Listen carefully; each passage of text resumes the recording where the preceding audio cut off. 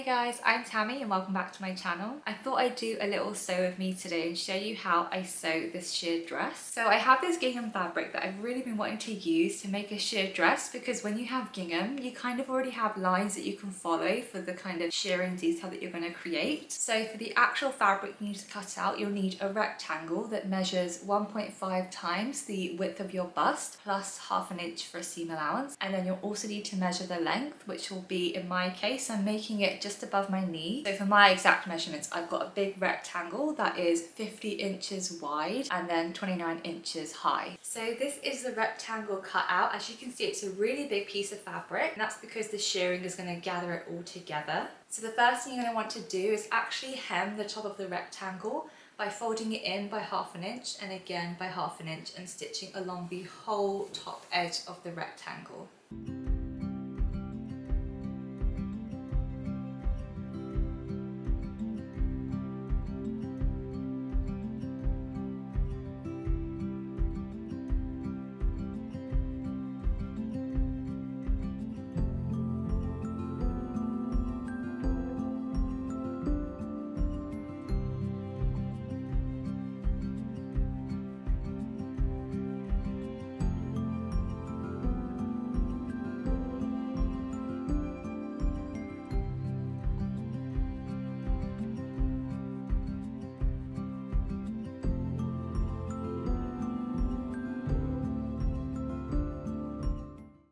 So this is what the top of the dress is looking like so far. I've sewn along the entire edge and that's looking really good. We're going to need to use shirring elastic when it comes to actually shirring the lines.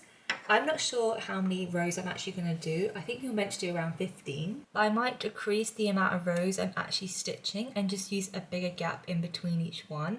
And you can actually mark the lines with pen on the fabric, but I'm just going to follow the natural line of the gingham when I use the shirring elastic. So to make sure we're all ready to start shirring, you're going to need to use some elastic thread, which looks like this. So you're going to need to wind this on your bobbin, not the actual main part of the sewing machine. You're going to use standard thread at the top part, but in the bobbin you're going to wind this by hand manually, and then you put that in your sewing machine. So this is what the elastic in the bobbin looks like. It's up to you if you want to apply tension as you're rolling it by hand, or you just kind of roll it around without putting too much pressure on it. And that's ready now to go into the sewing machine.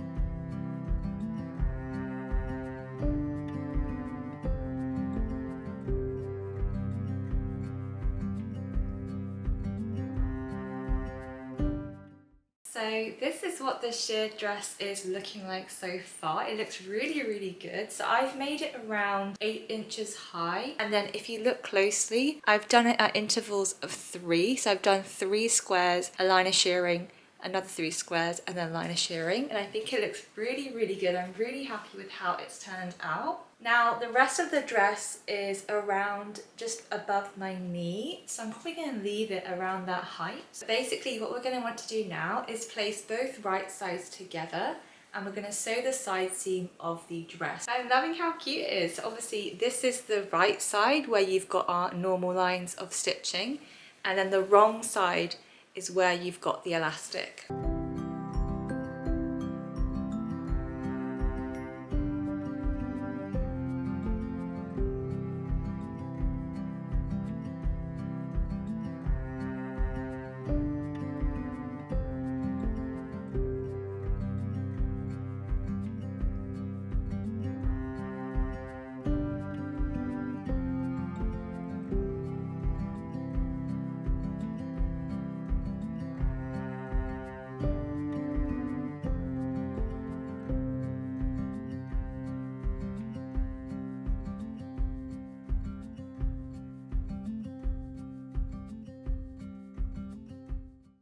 So this is what the dress looks like now that we've joined the side seams, and it's looking really, really cute. Obviously it probably looks really small, but that's because it's going to stretch over your body when you put it on. So now we're going to want to take this to our iron, and we're just going to want to steam the shirring, and this will just make it go even more kind of shirred and a bit more together, and in general it just makes a bit of a cleaner finish when you steam this. So I'm going to take this to my iron and just steam this.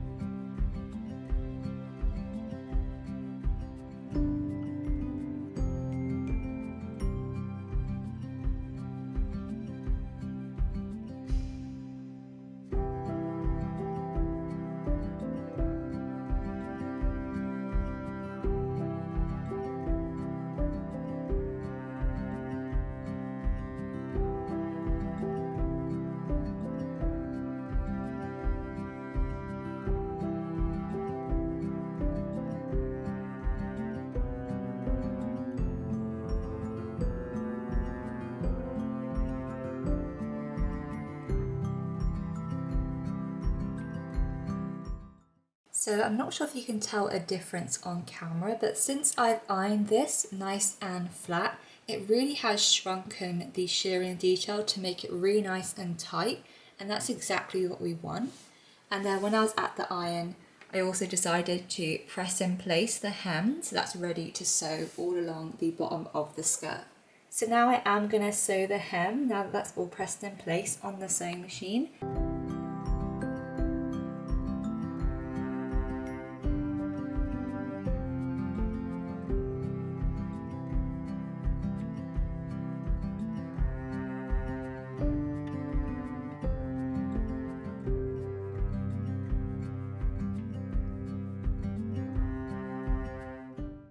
So I've just finished sewing the hem of the dress, and I actually love how it's looking. I've decided I'm not going to use straps on the bodice and just keep it really nice and simple.